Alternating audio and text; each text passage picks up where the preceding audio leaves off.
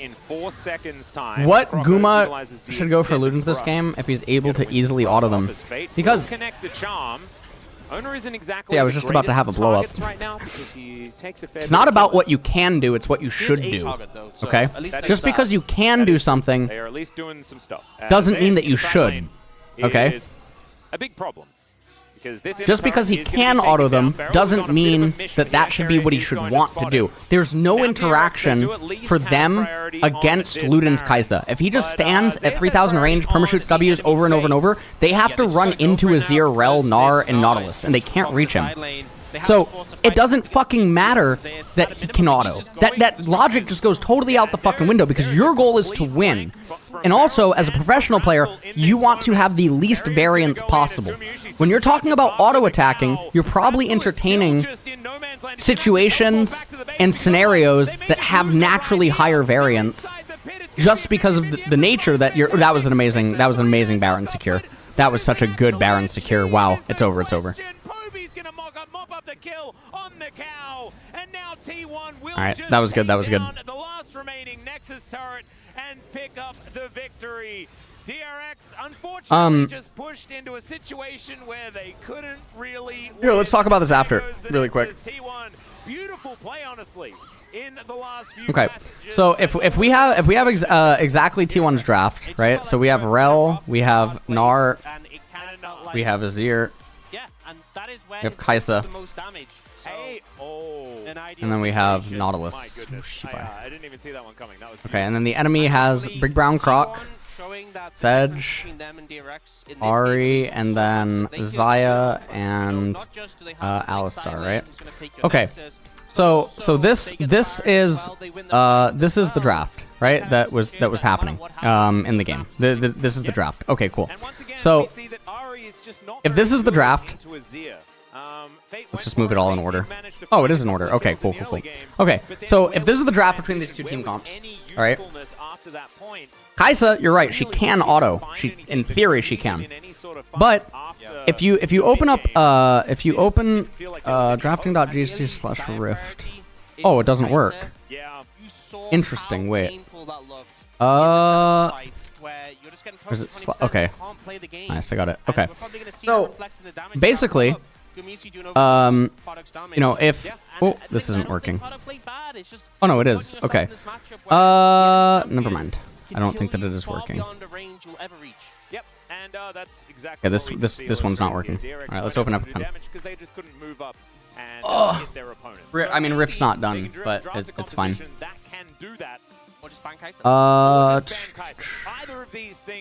Okay, if you're in Baron standoffs as T1, and you have any of these kind of positions, right? Let's say that you have like a position like this, and then the enemy are on Baron, or something like this. Okay. If they're trying to do Baron, and Kaisa is permanently just shooting Ws, they have to engage onto T1, right?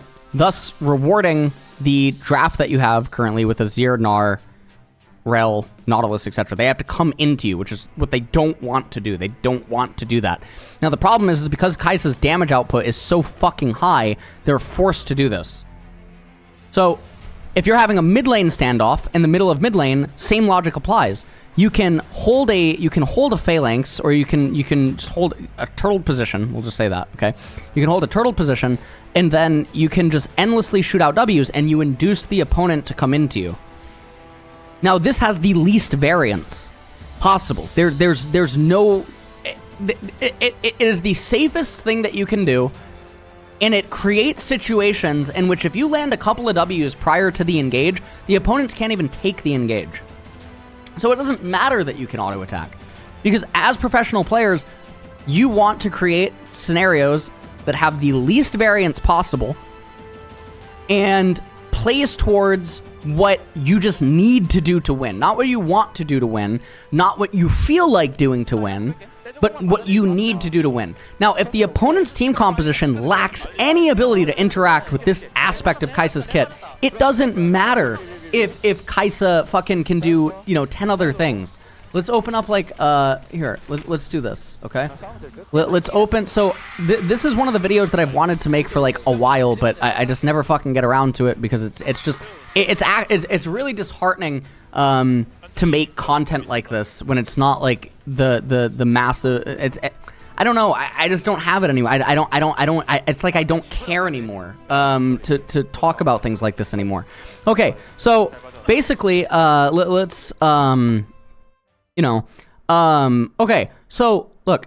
So let's use this example. Let's replace this planeswalker with Kaisa. Okay, let's say that this is not. Let's say that this is not. This is not a fucking whatever. Okay, this is Kaisa. Okay, great. So this is Kaisa, right? Amazing. I can't write. It's totally fine. Okay, this is Kaisa. Okay, now let's fucking say, for sake of the argument, okay, let's say over here, right? Let's say that her fucking, her -3 or like her +1 or her -3, right? They do different things.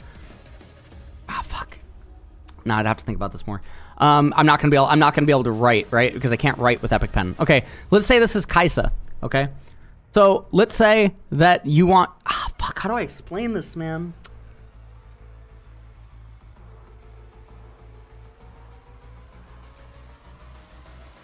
My autismo brain is like locking up right now because it doesn't want to even speak because it feels pointless to speak. I don't know how to explain this. It's a really unsettling thing.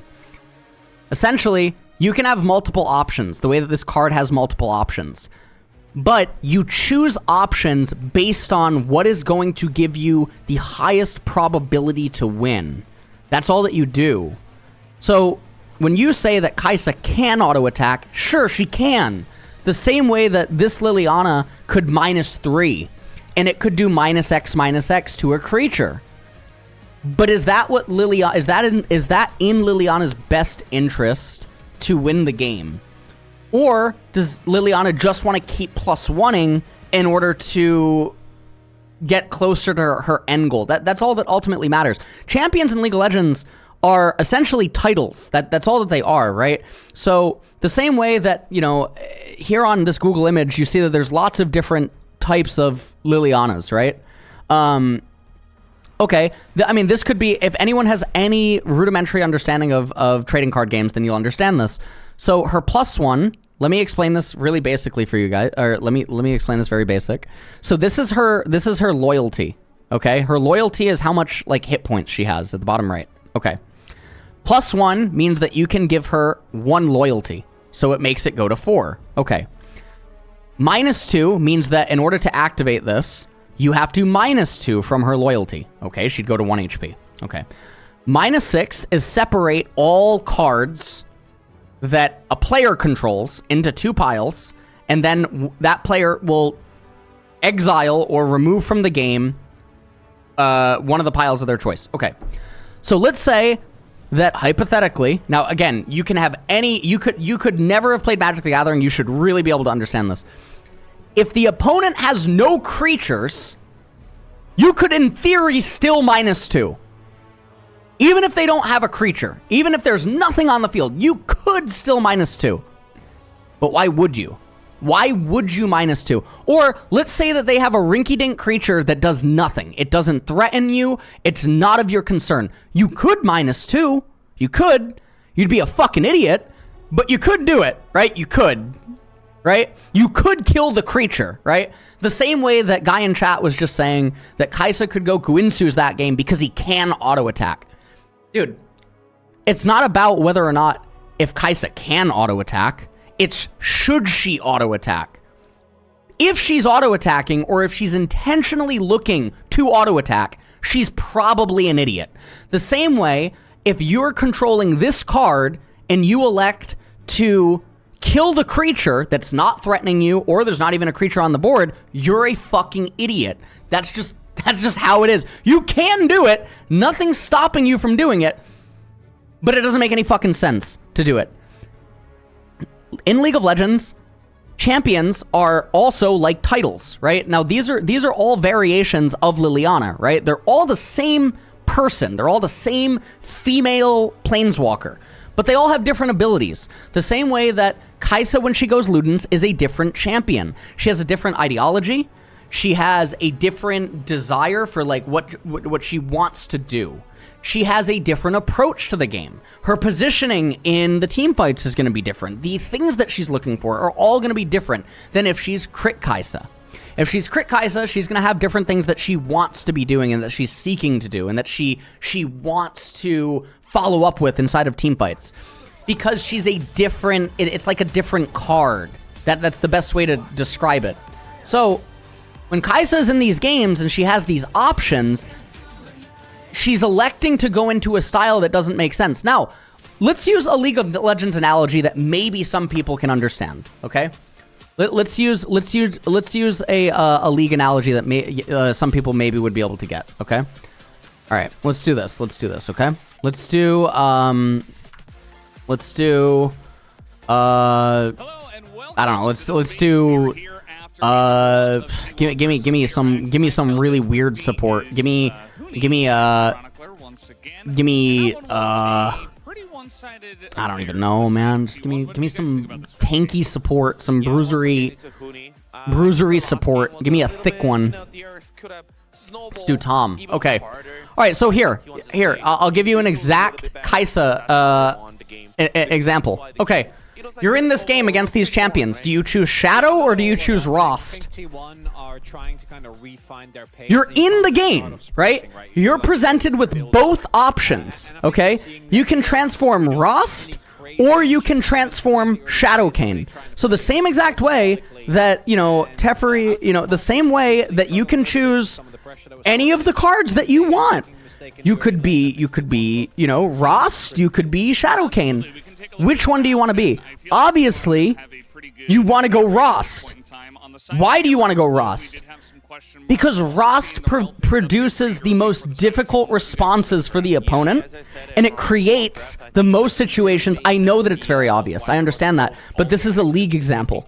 Kayn is like one of the only examples in League that I feel like maybe would resonate with the majority of like the player base, that even if they don't understand like Planeswalkers or like these types of things. Hello, Solar. Thank you for 49 months. So, this is a really good example. The same way that Planeswalkers have titles in Magic the Gathering, this is the analogy. So, Kaisa is the same exact thing. There are times where Kaisa would actually go Ludens and not Liandry's, okay?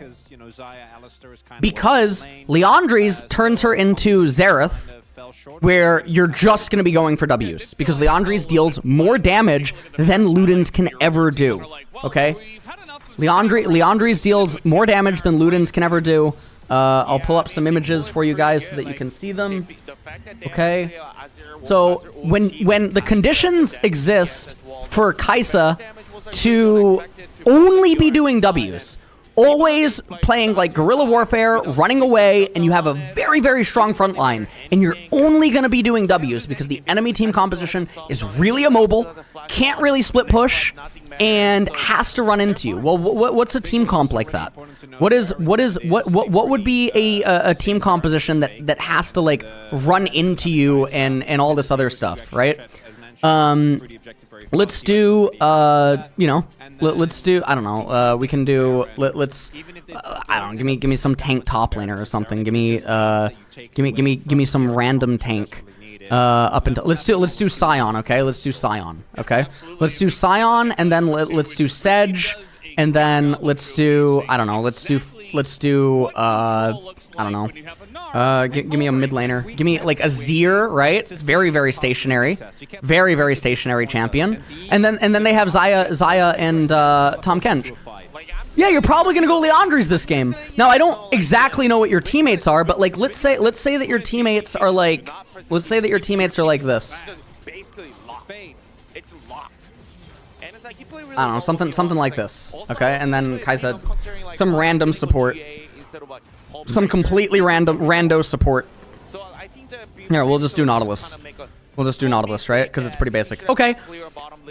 You're in a game here. You're presented with the option to go Gwynsu's, Ludens, or Liandry's. Which are you going to go? Well, can any of these champions actually reach Jace or Kaisa if they're both at 3 items and they're both just poking and shooting them down? No, they're going to be forced to just run into you. And at that point, Nautilus, Maokai, and Aatrox, they're just like, they're protecting the quarterbacks, right? I mean, the quarterbacks are Jace and Kaisa. So in a situation like this, it's really, really obvious, I feel like, that you should just want to be Xerath. You should just want to become Super Xerath. And in that case, you go Leandres, and you just perma-spam W, Ludens never goes off. Okay, that's fine. Now, there might be some other situations where, okay, you might not actually be able to do that necessarily. Right? You might actually want to follow up on some things. And that might not be the case where you're able to just do this. Okay, because maybe you don't have the same kind of front line, or you know, something of that nature. Okay, we've just changed some variables. I would say that this is a lot easier to chew through. I would say this is a lot easier to chew through. You don't have as many poke options. You don't have the saplings from Maokai. You don't have the Jace QEs, etc. Gnar, I mean, when he's Mega, sure, but like Aatrox is really hard to chew through when you don't have enough damage. And also, none of these champions can really get Grievous Wounds unless Azir goes like Leandre Oblivion Orb, right? But also now, there's a lot of CC that you can follow up on as Kaisa at a really long range. But at the same time, this team composition still can't respond to Ws. So, okay, we acknowledge that they still can't respond to Ws. Ws still have a lot of value, but there's a lot of CC that you can still follow up on from really long range. Okay, so what are we going to do? Well, we're going to just go Ludens. It's not as intensive as Leandre's on the poke, right? Leandre's objectively deals more damage, okay? But we still have, we've still identified that they don't have a response to the W poke. And we can maybe get them low enough to where it's really good for our teammates, and they feel very pressured to try to engage into us. Okay, so that would be a situation for like Ludens, where yes, Leandre's, even though it looks really good because they have a lot of HP stackers and stuff, the Ludens, the passive, the M-Pen and stuff, applying to, you know, other aspects of Kaisa and stuff like that, it's going to be more valuable than Leandre's. So this is how you view champions like titles, and you transform them into stuff like this, and the way that they should be viewed. Yeah, I wouldn't mind it. I think that DRX are really struggle streets as we reach the end of the season. So no, obviously there's other examples of this, sure. But I think the example that we gave I think the example that we gave is obviously Kayn, right? So now let's change something up, okay? Let's change something up. Let's do something a little bit diffo here, okay? All right. Let's do I don't know. Give me something. Oh yeah, and that's exactly what he did. I think as well, the moments he was in team fights would be good. I think Ona obviously had a strong start. Oh, let's not get Lulu. Let's get Janna or something. Let's do MF Janna, right? And then like the jungler is like, I don't even know what's the jungler, Ivern or something, right? You have all this, and then like the top laner is like Fiora or something. I mean, Fiora's obviously not like squishy, but like still. You're probably incentivized to go Shadow Kayn in this instance. Okay, you're not gonna necessarily go Rost here. Now, maybe there's actually like you pair 4 other champions with Kayn, where maybe Rost is actually still somewhat okay. But I'm just trying to create an example in which case it's like obvious. So, okay, that was an 18-minute discussion on Guinsoo's and Ludens, trying to use as many different analogies and examples, including even League of Legends examples that I possibly could. Especially kind of loosening yeah. the shoulders. All right. Well, we're in draft again. Kill me. Try to